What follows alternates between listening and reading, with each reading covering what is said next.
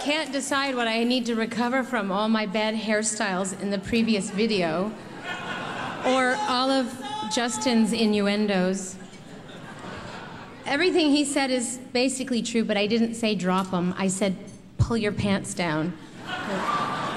Okay. Just like to be accurate, as you know, I am a control freak. I'm not sure my speech will be as entertaining, but I do mean it. It is a great honor to receive this award, and I'm grateful and appreciative for the acknowledgement that this implies.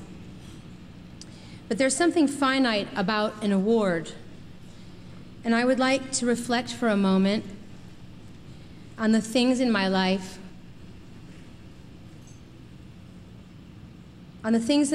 which have not been and continue to not be finite.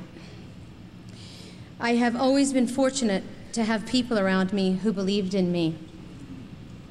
Starting with my ballet teacher, Christopher Flynn, in Detroit, Michigan, who told me at the age of 14 that I was special, that I needed to believe in myself, that I needed to go out into the world and pursue my dreams. Those words meant everything to me because I can assure you at the time I didn't feel special. And then there was Dan Gilroy. He lived in an abandoned synagogue in Queens with his brother Ed. They played in a band together. I was sick of being an out-of-work dancer, so he taught me how to play guitar. And every day when Dan and Ed would go to work on their day jobs, I would sneak down to the basement and I taught myself how to play the drums listening to Elvis Costello records. And I practiced those 4 chords that Dan taught me over and over and over again. I wrote my first song in that synagogue. It was called, ironically, Tell the Truth.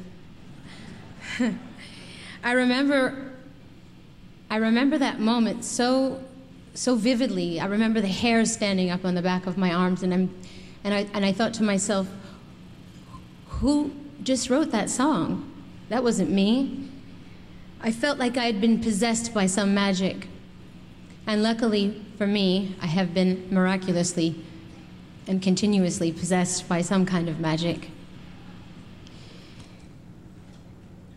And even now, my manager, Guy Osiri, who's out there somewhere in the audience watching right now, says to me almost every day, Em, anything is possible.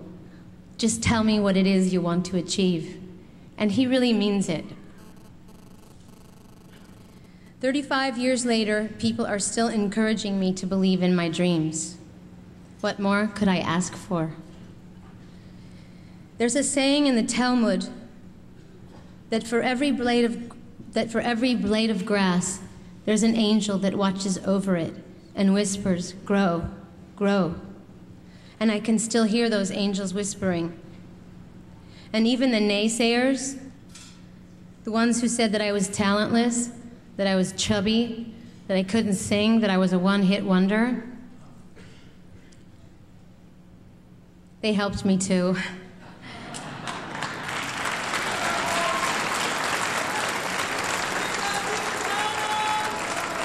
They helped me because they made me question myself repeatedly, and they pushed me to be better.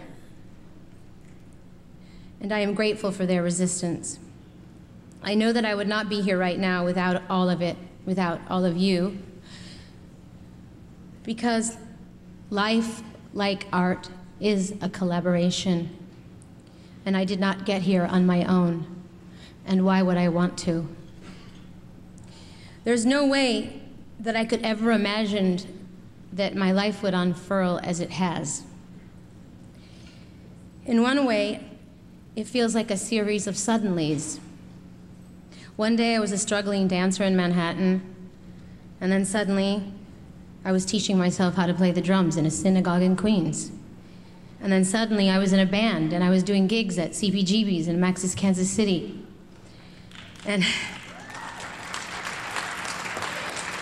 And then suddenly I met Seymour Stein hooked up to an IV drip in a hospital bed.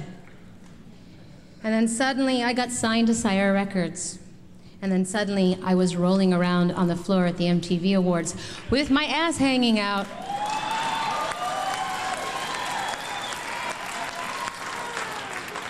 What nobody knows is that I lost one of my high heels and I dove to the ground to find it, and suddenly it was a dance move. Yikes. And then I had to go backstage and look at my manager, who was white as a ghost, freaking out and telling me I just ruined my career. What did he know? Then suddenly, I was on the stage at Madison Square Garden, and I looked out into the audience, and every girl was dressed like me. Freak me out. Anyways, suddenly and suddenly and suddenly, that's one way of looking at it.